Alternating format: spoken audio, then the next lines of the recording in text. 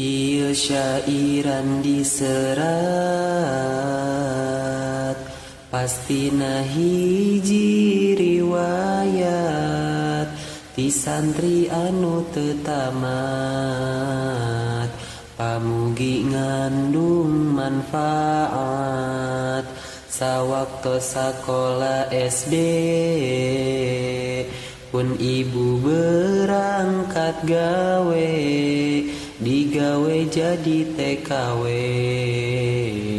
da bapa geus teu malire tidinya kuring nalangsa kahurip sabatang kara teu aya bapa jeung emak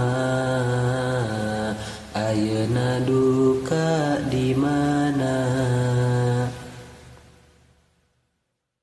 sapopoe sareng abah ulin saukur di sawah atawa di sisi kula sabari ngemut ka ummah abdi teh di pasantrenkeun kupun abah dijejekeun sawerna teh kedahleukeun papatah guru tengetkeun tidinya timbul kabagja loba batur jeung baraya ngaronyok teu asa-asa kawas boga kaluarga tuluy abdi jadi santri nu niat diajar ngaji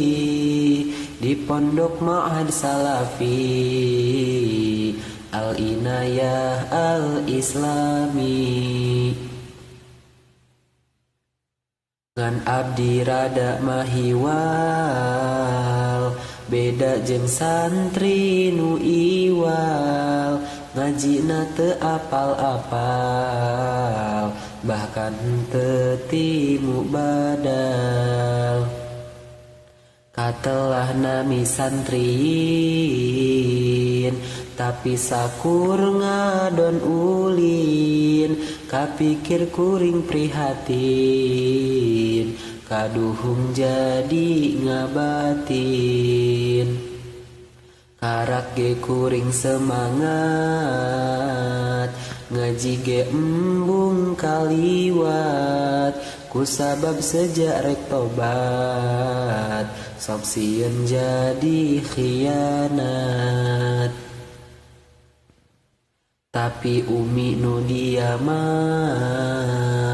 sasari osok ngintunan kiwari tos 4 pekan dahar ge tiba baturan datang beja nu teu ngeunah ngodet kana jero mana sauna eta pun ummah kiwari tos almarhumah aduh Gusti anu agung sim abdi nyuhun pitulung nu bingung di kanton indung kiwari jadi nyalinung kusabab taya pamuntang bari isin loba hutang niat tolab ilmu urang ayeuna jadi kapantrang ngajerit maratan langit ngagoak maratan jagat kuring nu hina nu alit masantren teu bisa tamat ieu mah sanes puisi jeung lain oge orasi tapi kur kisah pribadi nu diseratkeun ku mangsi